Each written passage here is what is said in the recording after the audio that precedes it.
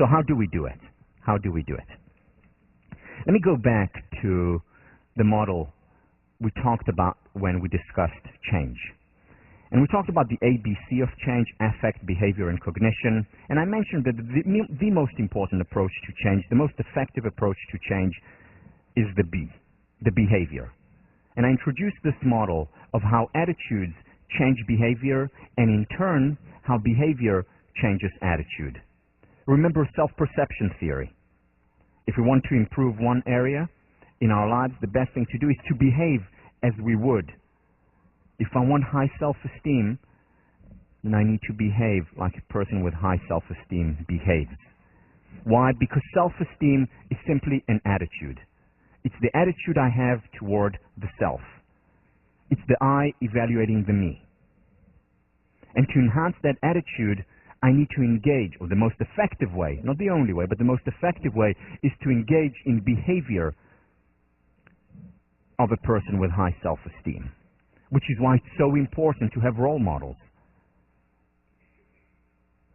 And I'm saying that in the plural. It's important to have role models. People that we can look up to and say, I want to have that character. I want to have the calm and the acceptance and the generosity of spirit that Warren Bennis has. I want to have the passion for teaching that Marva Collins displays. And to create an aggregate of role models so that we can behave and over time achieve that attitude that we're looking for. So let me go over a few of them, of how to enhance self-esteem. We've discussed most, so this is a good summary of some of the things that we went through. First, people with high independent self-esteem, generally, as we saw before from the research, Melissa Christino's research and others, are generally calmer. So independent self-esteem is the attitude, calm is the behavior, which also means that people who behave calmly will increase over time their independent self-esteem. And we see that in related research, on meditation, for example, on mindfulness, that as we induce more of it, our self-esteem, and it's the independent part of self-esteem, because I'm not about accolades, oh, I meditated so well today, everyone clap. It's not about that. It's about inducing calm, being centered, being myself. Or physical exercise. Physical exercise induces calm because it releases certain enzymes, certain chemicals in the body. So that over time actually strengthens our independent self-esteem indirectly, because behavior, experiencing the calm, leads to a change in attitude.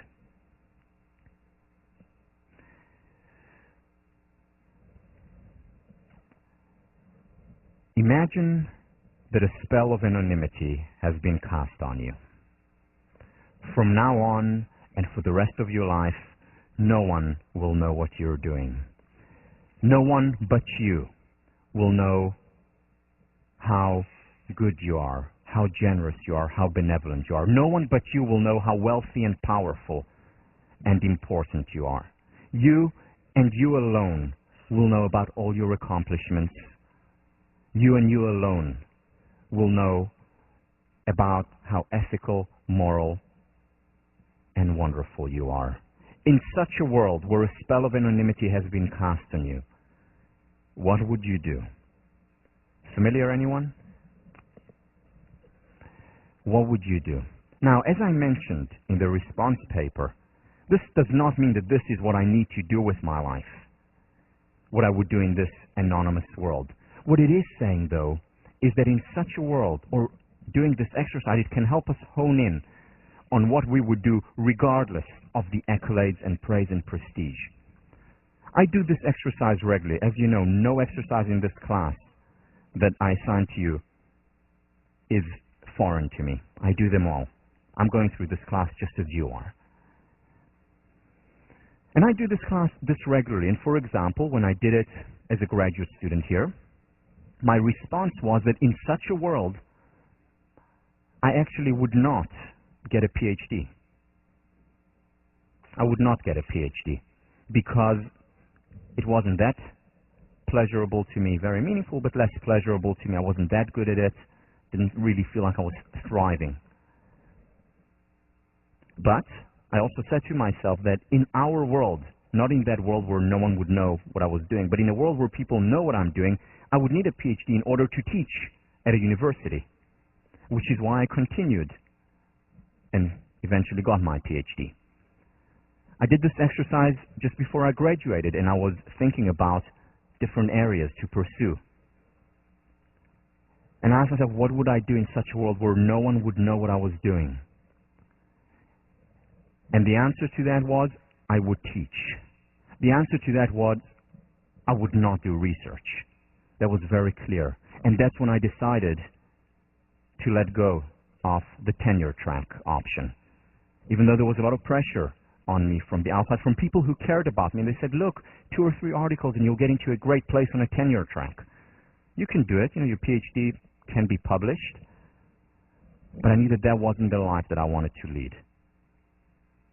Is there a price for it? Yes. One of the prizes is that this is my second last class at Harvard. But what kind of world, what kind of life did I want to ask for myself? And that exercise helped me hone on that. What are your passions? What do you really, really want to do with your life? Where do you see yourself 10 years from now or 20 years from now? What's really important for you? What's important for you that you would do regardless of other people's approval, nods, accolades, or cheering, or disapproval, or criticism? What would you do in such a world? It's an important question to ask. People who have high independent self-esteem, pursue their passions. People who pursue their passions enjoy higher levels of self-esteem. People who enjoy a lot of flow, their independent self-esteem will increase as well. Ask yourself, where do you experience flow? Where do you lose yourself? Is it when you read? Is it over dinner when you're sitting next to your blockmates? Is it when you write? Is it when you stand in front of a class and speak in an after-school program? When do you experience it? When did you experience it in the past? Ask yourself, because that very often is the best predictor of future flow. What kind of life do you want to lead? What do you really, really want to do? People with high independent self-esteem put themselves on the line. They cope. They stretch themselves constantly because they're always about learning and growing, improving, making more of a difference, touching more people.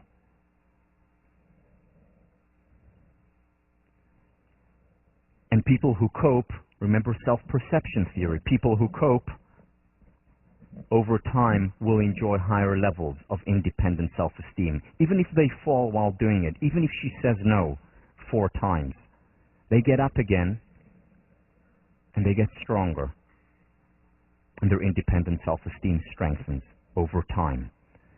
The graph doesn't look just like this, the ups and downs with the spikes. It looks with the same ups and downs, but with an upward trajectory of well-being, happiness, and self-esteem. Humble behavior, genuine humble behavior. And in one of my favorite texts, and I think one of the most important texts in my tradition, Pirkei Avot, the chapters of the fathers, there's a sentence there, a proverb that I've been reading over and over again and never could understand until I heard an interpretation of a well-known rabbi, Rabbi Noach Weinberg, about this interpretation. And here's the sentence. I'm translating. Those who chase after honor, honor will run away from them. Those who run away from honor, honor will chase them. Let me repeat. Those who chase honor, honor will run away from them. Those who run away from honor, honor will chase them. And it didn't make sense to me until I put it in the context as a result of the lecture by Rabbi Weinberg of self-esteem. Honor is essentially honoring the self,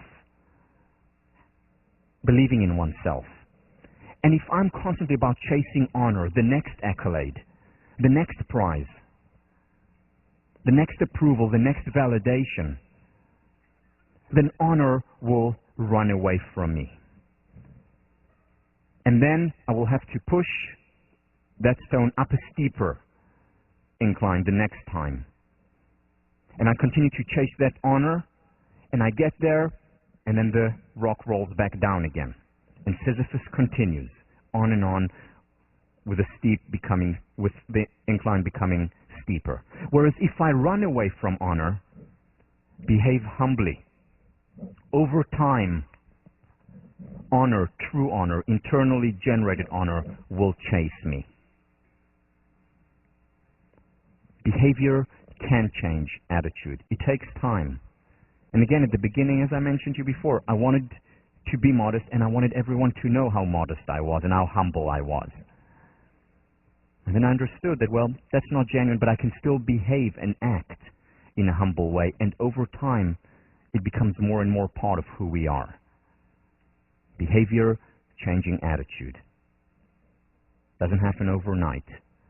And again, that doesn't mean that a person at 80 who's evolved and actualized does not look for honor as well, does not feel good when he or she is praised.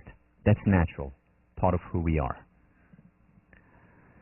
This is an important one, and we've talked about it a lot in the class, about simplifying.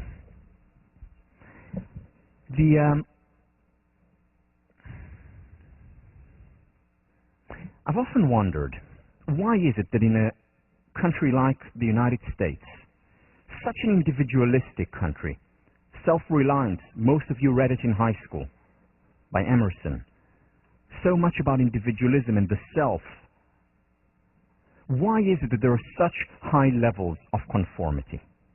Why is it that so many people go on the path that has already been taken and prescribed by others? That doesn't mean that everyone who goes on that path conforms. Again, you can be highly conforming, choosing to work as a consultant or choosing to be a volunteer at a homeless shelter. You can be equally other-determined or equally self-determined. It's not about choosing the particular path. But why do we see so many people who conform? And I think it's because of the rat race. I think it's because people in the United States, Western world in general, do not take enough time to reflect and to think about those questions such as, what do I really, really want to do with my life? To ask questions such as, what would I do in a world where no one would know what I was doing? To go through the three-question process, the meaning, what is meaningful, what is pleasurable, what do I enjoy, and what am I good at, what are my strengths? To go through these questions and to ask those important questions, because when we take a step back and take the time, that's when we become ourselves. That's when we identify the path that is right for me.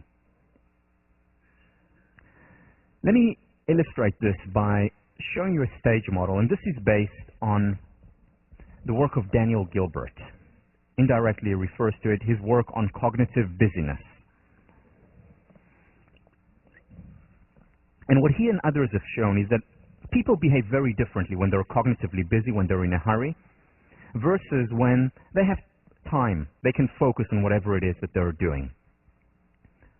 So also connected to Tim Cass's work on time affluence. So the first stage is the stage where we don't have time, where we're in a hurry, we're rushed, our reaction is automatic. This is the part where we conform. This is when we conform to the group, as in the Ash experiments. This is when we conform to the man with the white coat telling us the experiment must go on, and we push the button and shock an innocent victim. This is where conformity to obedience, conformity to the group is, when we don't have time, when we're busy, when we don't really think about what it is that we want to do or can do. This is our dependent self, stage one. We very often, at this moment, can reach stage 2.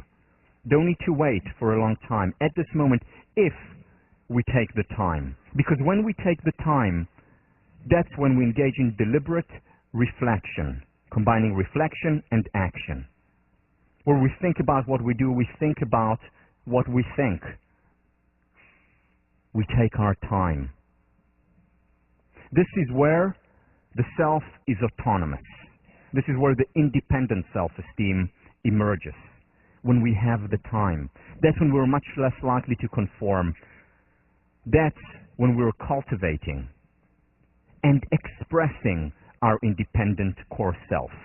Think of the following experiment. And this cannot be done today, well, I don't know if it's unfortunate, but it cannot be done today. And that is to retry the Milgram experiment with one difference. Imagine this. So most of you know the Milgram experiment. We've spoken about it here.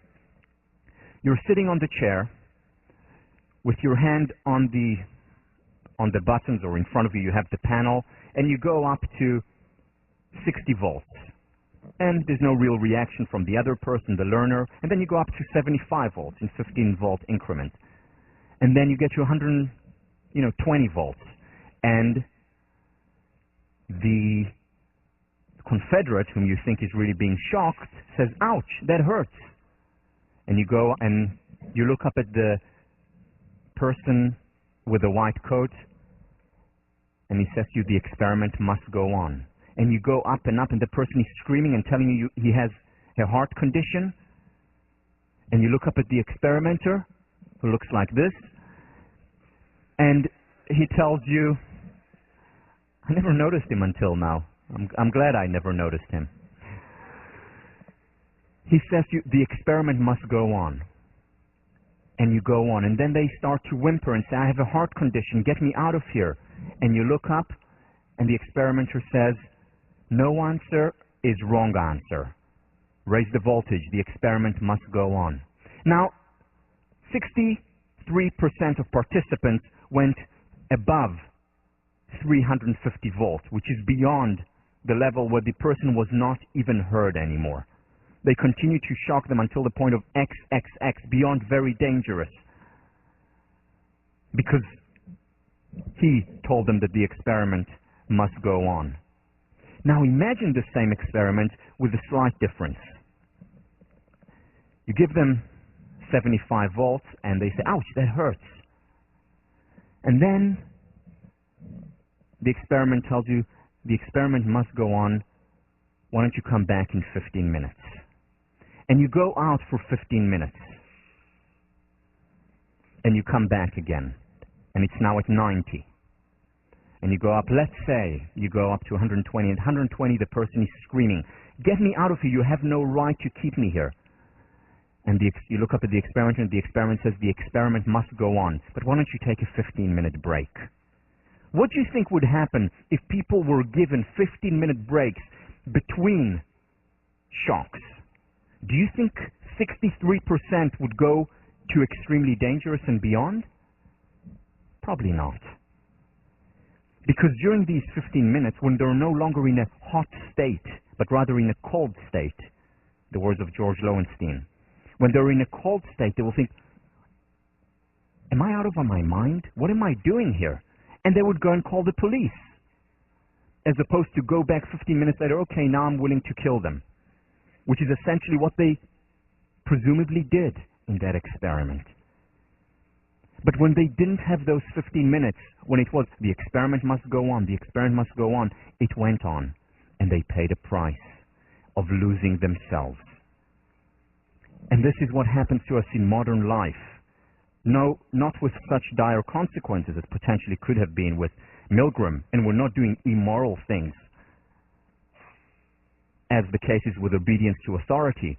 But we're hurting ourselves very often because we're running around and we're conforming, and we're doing what they think we should do.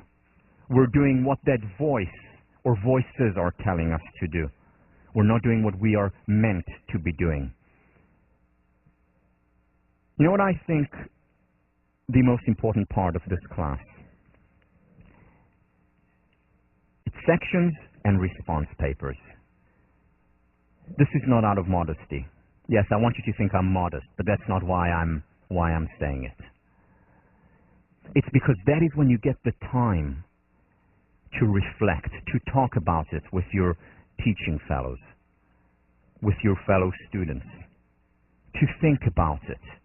You're quote-unquote forced to take a time out. It's when you sit down and write those response papers about these questions that I mentioned. That's when your real autonomous, shining self comes out. It's when you talk to your friends about this class or your blockmates in the dining hall. When you take the time to share it with your parents. That's when it is happening.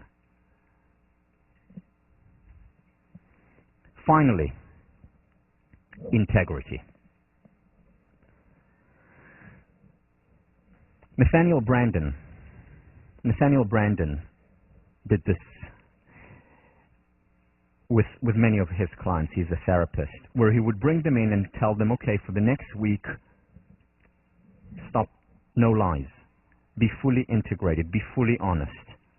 And what he found was when he applied it, especially to people who would lie a little bit more, that enhanced their self-esteem. I remember back in 1990, I think it was 96 or 97, when the whole Clinton impeachment trial was going on CNN, they brought on DePaulo. She's a professor at the University of Virginia. And she does research on lying. And they interviewed her, and it was the first time I was exposed to her work. And she said on CNN that her research shows that basically everyone lies. Many times little lies intended to impress others, many times bigger lies. And what she found was that people are on average about 3 times a day. And when I heard it, I scoffed. I said, well, maybe other people lie 3 times a day. I don't lie. And let me explain to you why I don't lie. And this is true. Because I wrote my senior thesis in college on the concept of honesty pays. I was a joint philosophy and psychology concentrator, was interested in ethics, self-esteem, motivation. And what I showed, based on research, based on philosophical works by Aristotle, by Adam Smith, that we pay a high psychological and emotional price whenever we lie, whenever we cheat, when we're dishonest. And then I said to myself, but let me try DePaulo's exercise. What she does is have people evaluate their conversations for honest or dishonest content right after it finishes. So when it's still fresh in their mind what they talked about. So they keep a journal which is completely anonymous. So I said, but I'm going to do it, even though I don't lie, because I know the consequences of lying, because I wrote my thesis on it. I'm an expert on honesty. I said I'll still do it, because I like to try experiments. As it happens, I went on a date that night. Someone whom I'd never met before. It was not Rena. Someone whom my mom set me up with. My mom and her mom taught together in the same school. And I heard wonderful things about her. I was very excited. I became even more excited when we met. And we were sitting down having a lovely dinner and talking, and she's an economist, a very successful economist, and she asked me what I was doing, and I told her that I was a psychologist, and I was really impressing her with all my knowledge of psychology. And then she said, I'm also interested in psychology. And I said, this is going really well. To myself, not to her. I learned not to say those things on earlier dates. So we were sitting down and learn to fail. So we were sitting down and talking, and then she said, I just read about the psychologist, and she said the name, and this very famous psychologist, you know him, right? Now, I didn't have the faintest clue who she was talking about. No idea. And I remember pausing for a second and looking at her and just smiling. And the conversation continued to flow. Now, I would not have noticed this, except for the fact that afterwards I went home and went over the conversation. And he said, hey, wait a minute. I just lied to her. And ever since then, I've been doing this regularly. Lying, that is. I've been doing this regularly. Ever since then, I've been doing the integrity exercise that De Paulo talks about, that Nathaniel Branden talks about, to be very conscious of my conversations. Am I just saying things to impress which are not authentic? Am I having those little lies? Because you see, when we are telling the truth, the message we communicate to ourselves, the message that we communicate to ourselves is that my words are worthy, my words are important, I matter. And when we don't do that, when we tell lies, or when we're about impressing constantly, we're saying, I'm not good enough as I am.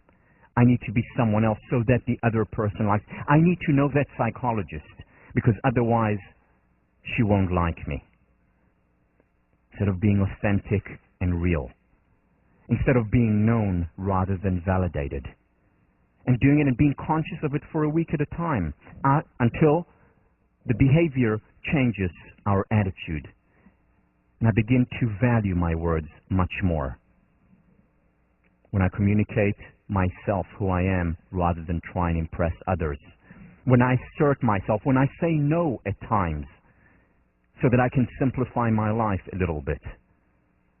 When I say yes when it's appropriate, even if it's not the most popular yes in the world, but it's right for me.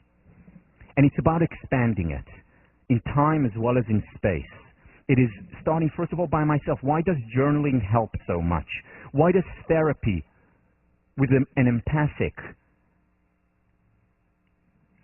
therapist, why does it work so well? Because we're ourselves. We don't try and impress the therapist. After a while, we open up. We don't try and impress our journal. We are ourselves. And expanding it from our journal, which makes us feel good, to close relationships, to others. From doing it one day, one conversation at a time, to a week of integrity treatment, so to speak, to lifelong. Imagine leading this life. How freed up do we feel when you no longer need to express or impress ourselves constantly, where we can just be known, where we can just be ourselves. How much lighter, how much more power, how much more integrity and authenticity will we experience? How much happier will we be? I want to end by reading you an excerpt from Melissa Christino's journal, which she cited in her senior thesis. This, of course, is with her permission. Melissa Christino was an undergraduate here, class of 2002. And this is what she writes. Your true potential lies way, way down in the depths of your soul. In the pit of your stomach, past your knowledge, beyond your nervousness, and buried under your fears and anxieties. As hidden as it may be, it is still there. I know it's there because I've felt it before, and I know it's there in others too, because I've seen others perform miracles. There is a faint glow of unparalleled potential in all of us, and when we find it, it shines. It's there in each and every one of us, this glow. And if we feed it, if we cultivate it, it grows. And it grows to the level that it expands beyond the self, where people like Warren Bennis, where people like Nelson Mandela, where people like Anita Roddick, people like Mother Teresa, just their presence, their being, shines a light onto others. So what I'd like you to do now, we have 4 more minutes. Here is what I'd like to do now. I'm going to play a song for you. Usually play it at the beginning. I want to play it at the end today. If you feel comfortable, you can close your eyes and listen to the words of this song and what they mean to you. what they mean in the context of your life.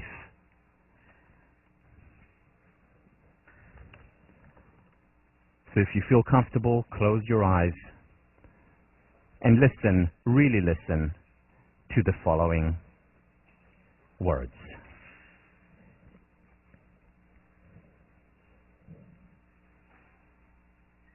I am what I am. I am my own special creation.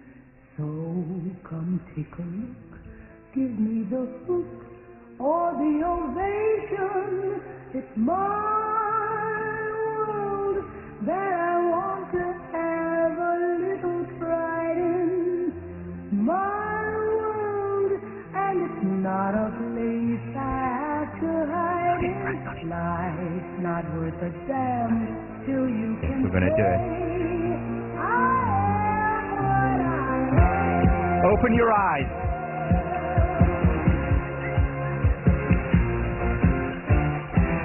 Come on. Get out. I am what I am and what...